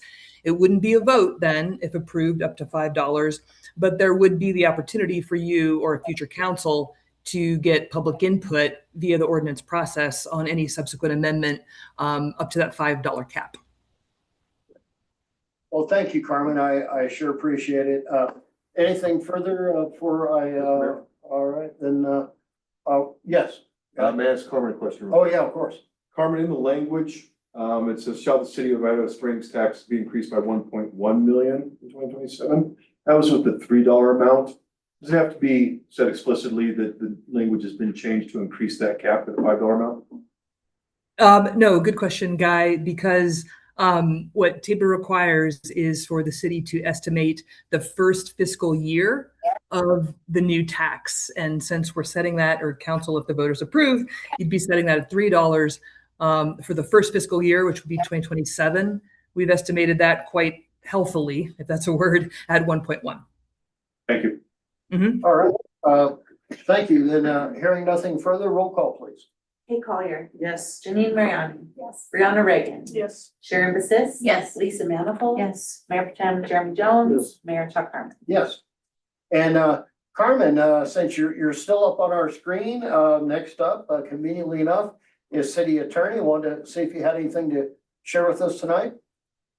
I do not. Thank you, Mayor and Council. All right. Well, thank you very much. Andy, we have your staff report and no request for action tonight. I know it's unusual, but we are going to have just a work session. In a week on September the 8th. And then just so it's on everybody's radar, our next regular meeting is, of all things, going to be on a Tuesday, the 15th. You're welcome, Chief. Anyways, just no pressure. For clarification, are you a Broncos fan or a Chiefs fan, Chief? Oh. All right, it's back on Monday. Okay, good. Good answer. Okay. Just making sure we're making the All right. choice for the right. Now, Andy, sorry, I'll try to get the train back on the track. Did you have anything further for us tonight? You highlighted two very important changes that I wanted to make, so thank you for doing that. I do anticipate, this is a busy time with the budget coming up, and we have quite heavy, full agendas that are planned. So I anticipate we will need a special work session that third Monday of September. I just wanted to give everybody a heads up on that. It would just be a work session, but that third Monday of September. Okay. I just want to give you a heads up on that. And then I'd just like to highlight one more time the Clear Creek Regional Housing Authority Affordable Housing Forum this coming Monday. This is the fifth Monday coming up next week.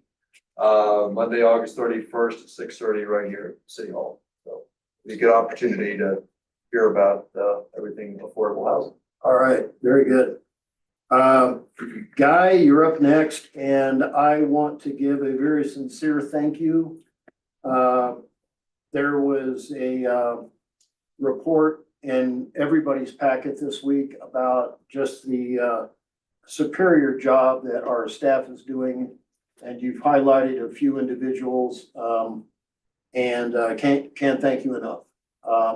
That was just really commendable, and like I know all of us. I like to see that kind of stuff. Yeah, I really do. yeah, I think it's good. that was really important. Thank you. Thanks, guys. Guys. Just to add on, I appreciate that. Thank you. And staff deserves to be recognized. Very much so. Daniels and Moria have worked very hard on court. Wonder's got payroll done. I'm the short straw, so I'm the one that screwed up the AP stuff with Ed. Things are getting done. We're having good communications internally about where we can find efficiencies. It's not a catastrophe by any stretch of the imagination. So we're going to get through this, and we're seeing how the shape of the administration forms coming. But it's been good to see everybody kind of take a deep breath and then got to work and it was good to see. Very good. Thank you. Thank you very much. All right, and by the way, before I move away from, Andy or Guy, were there any questions, for? I was just wanting to clarify that you said that we're having a work session on 9/23, not September 8th, in your original. We are having one September 8th. We are Yes. September 8th and the 23rd. Yeah, and let me just review that one more time. I Yeah. want to make sure. So it is confusing because some are Tuesdays. Yeah, So our, after tonight, our next, work session will be that Tuesday, September 8th. and then we have Just our a work session. regular Then city the council regular meeting on the meeting, which will 15th. actually be one day later than normal, will be Tuesday, September 15th. That'll be a work session and regular meeting. And then we have just a And then, work session. I'm quite confident we'll need a work session on that third Monday.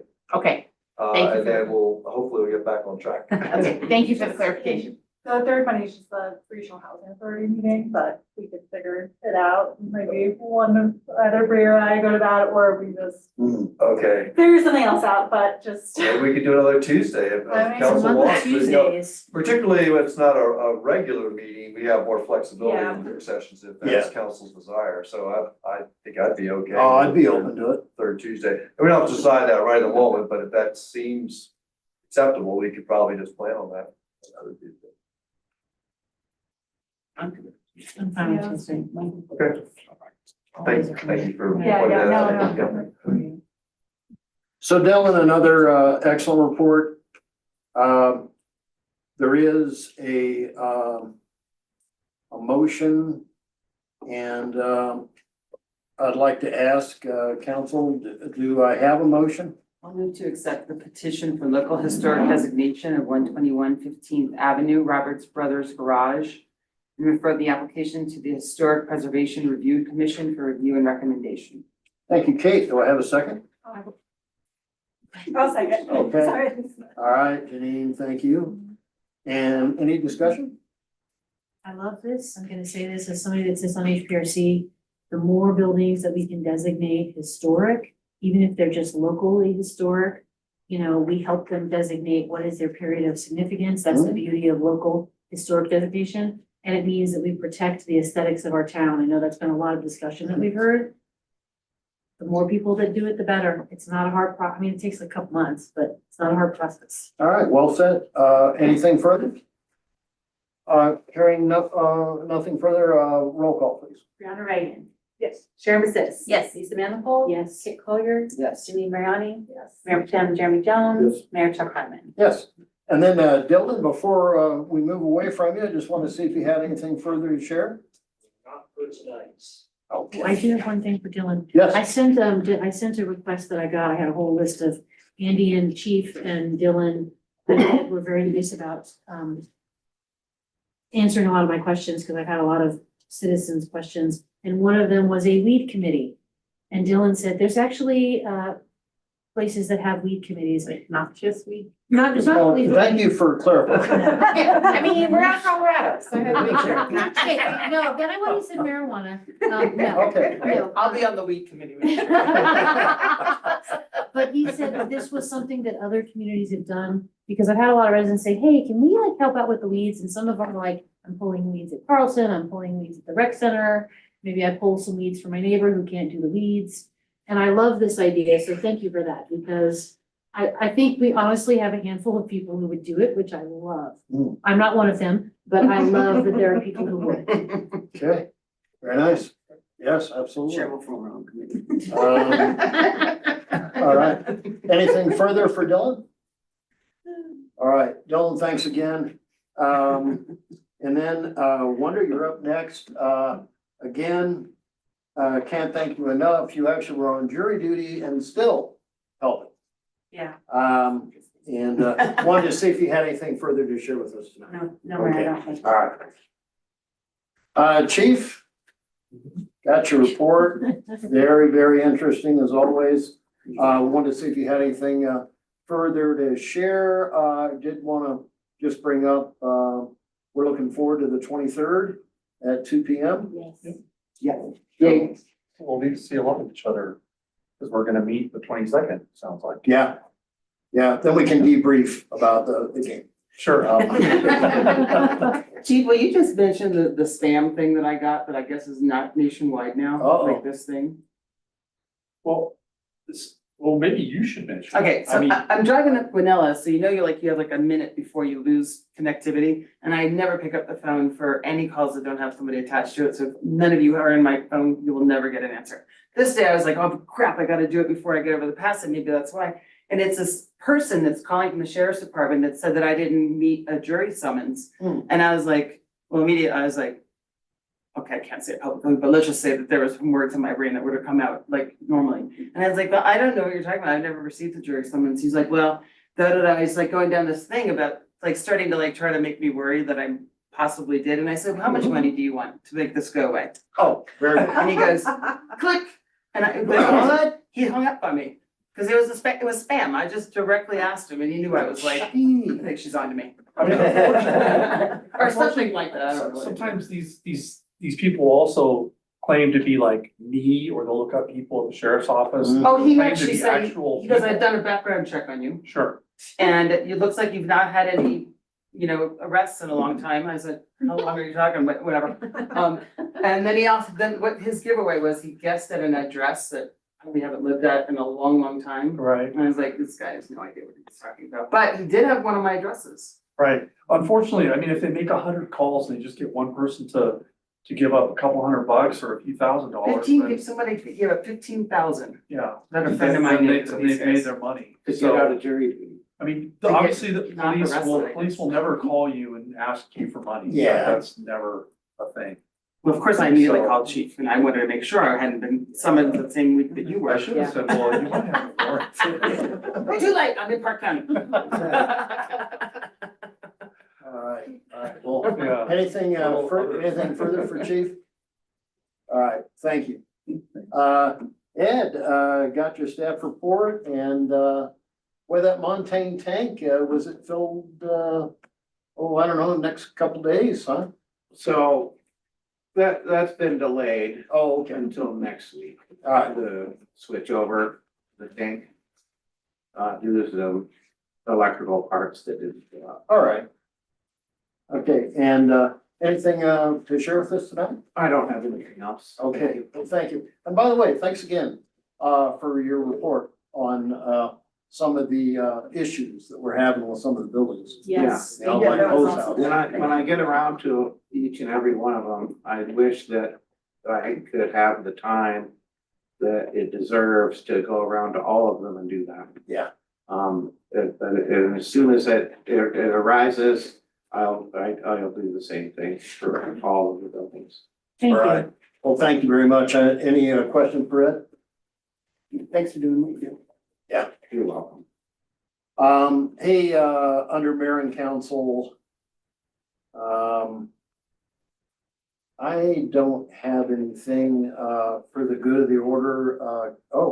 Let's see. Hands. Don't I always- All right, don't I always Kate, have it? you're up first. Alright, I'm just gonna say this because I believe this is Jeremy's last night, so I'm gonna get a little choked up, dude. It's been an honor to work with you. Well, I'm not gonna be at the next meeting. With you like in October. Okay, you are? Alright, then I'll save all my good stuff for later. Goodbye. It's not all that. I was gonna get a little cheery. He's not gonna show up now. You let me know when your last. Now day he's is. not gonna I can come. make cake. Oh, Cake, then you better let me Yeah, let's do the know. cake. Let's do cake. Everybody wins. Yeah. Everybody wins. We You just tell me may your have to say favorite. goodbye twice. Lisa, Mine is not as fun. I have had 4 different people. They asked me very nicely, can we please paint crosswalk stripes at 15th at the United Center, please? Because they said kids go there, that's a place that kids go down. I don't think there's a light at that one. Like, I think the lights are a little bit further down. 15th United Oh, Center. United Center, yep, Yeah. yep. I was thinking on the other side block. But there's a lot of kids that cross there, and because 2 of the people that said something to me have kids, and 2 of them go to the United Center, they were just like, can we please get the crosswalk stripes painted? And she's right, they're all right. If you throw your body out in there and like, look like this, maybe the cars will stop. So I think, just because we've been talking about that a lot, I think that is a definite safety and hopefully not super expensive. Is it, across Colorado Boulevard, 15th? No, I On think it both was some- sides and 15th, or? I think they The would be whole happy block? with, I think they would be happy with from the United Center to the other side of Colorado, just one. Just one? Yeah. All right. I'll see if we have any white paint. Well, We while might you're get at rid of that. Like this road right here, There's a lot of it. There's a um, lot of striping. I'm always crossing there, no. Yeah. Up on Colorado. You're talking Virginia, or 17. just Whatever, right here. I'm really bad with street. names. Mine This is I don't know the 17. names of any of the streets. Virginia, Just one. 17. So I Yes. forgot, so you keep going, crossing there. Yeah, that's kind of crazy. So that's a rough one too. Yeah. Virginia. Just that, with the 17. corner. Yeah, it's literally just the corner there. Cause there's a sidewalk over there. Especially the one that Janine's talking about, really could use a flashy button too. Yeah, and I was gonna comment on that too, that's a good topic. When we get into budget discussions, I think it'll be something that we as a staff will look at and see if we can prioritize a good, 4 to 6 intersections for the flashing Yes. lights. So maybe during the budget discussions, that's something we can have a specific conversation I would about. love that. Are those the kind that can move around, chief? Is that the kind that you? Those, as far as I know, they're solar, right, Ed? Yes, they are. So meaning, yes. So They could we also- could use them for events as well, things like that as well. I thought we were talking the flashy lights for the crosswalks. Yeah, but you can move those, right? They're on like. They're Those are mounted. fixed. Okay, Those are sorry. fixed. All right, no worries. Yeah, those are fixed.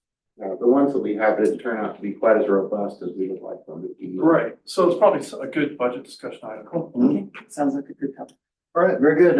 Anybody else? All right, then